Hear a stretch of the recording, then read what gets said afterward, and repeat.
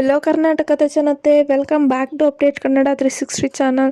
So ಇವತ್ತಿನ ವಿಡಿಯೋದಲ್ಲಿ ನಾನು ಹಾಲಿನ ಪ್ರೋತ್ಸಾಹಧನ ನೀಡಲು ಅರ್ಹ ಫಲಾನುಭವಿಗಳ ರೈತರ ಪಟ್ಟಿನ ಬಿಡುಗಡೆ ಮಾಡಿದೆ ಸರ್ಕಾರ. ಸೊ ಇದ್ರ ಬಗ್ಗೆ ಡೀಟೇಲ್ ಆಗಿ ತಿಳಿಸ್ಕೊಡ್ತೀನಿ.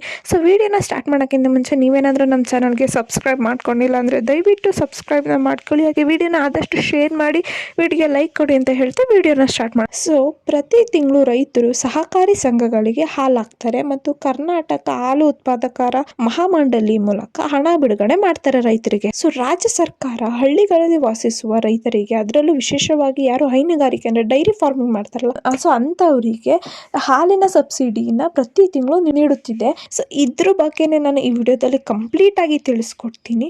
ಸೊ ವಿಡಿಯೋನ ಸ್ಕಿಪ್ ಮಾಡದೆ ಕೊನೆವರೆಗೂ ನೋಡಿ. ಸೊ ಸರ್ಕಾರದಿಂದ ಹಾಲಿನ ಮೇಲೆ ಸಬ್ಸಿಡಿಯನ್ನು ಕೂಡ ರೈತರಿಗೆ ನೀಡಲಾಗಿದೆ. ಏನು ಈ ಜನವರಿ ತಿಂಗಳಿನ ಪ್ರೋತ್ಸಾಹ ಧನನು ಕೂಡ ಆಲ್ರೆಡಿ ಸರ್ಕಾರ ಬಿಡುಗಡೆ ಮಾಡಿದೆ ರೈತರಿಗಾಗಿ. ಸೊ ಹಳ್ಳಿಗಳಲ್ಲಿ ರೈತರು ಹಾಲನ್ನು ಸ್ಥಳೀಯ ಮಟ್ಟದಲ್ಲಿ ಸ್ಥಾಪಿಸಲಾಗಿರುವ ಸಹಕಾರಿ ಹಾಲು ಸಂಘಗಳಿಗೆ ಹಾಲನ್ನ ವಿತರಣೆ ಮಾಡ್ತಾರೆ.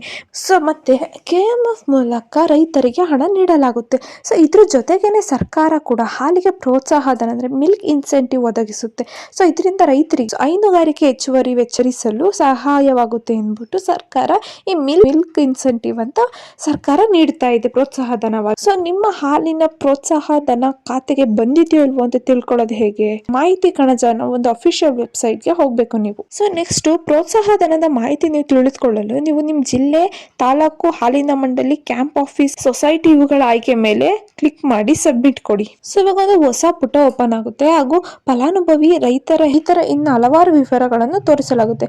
ನೀವು ಕೆಳಭಾಗದಲ್ಲಿ 1, 2, 3 ಸಂಖ್ಯೆಗಳ ಮೇಲೆ ಕ್ಲಿಕ್ ಮಾಡುವುದರ ಮೂಲಕ ಇತರ ಫಲಾನುಭವಿಗಳ ಹೆಸರು ಕೂಡ ನೀವು ಚೆಕ್ ಮಾಡ್ಕೋಬಹುದು. ಸೊ ಈ ಪುಟ್ಟ ವಿಡಿಯೋ ಇಷ್ಟ ಆಯ್ತು ಅನ್ಕೊಂತೀನಿ. ಸೊ ಇಷ್ಟ ಆದ್ರೆ ದಯವಿಟ್ಟು ಚಾನಲ್ಗೆ ಸಬ್ಸ್ಕ್ರೈಬ್ ನ ಮಾಡ್ಕೊಳ್ಳಿ, ಹಾಗೆ ವಿಡಿಯೋಗೆ ಲೈಕ್ ಕೊಡಿ, ವಿಡಿಯೋನ ಆದಷ್ಟು ಶೇರ್ ಮಾಡಿ ಅಂತ ಕೇಳ್ತಾ, ಏನಾದರೂ ಪ್ರಾಬ್ಲಮ್ ಇತ್ತು ಅಂದ್ರೆ ಕಮೆಂಟ್ ಹಾಕಿ. ಧನ್ಯವಾದಗಳು.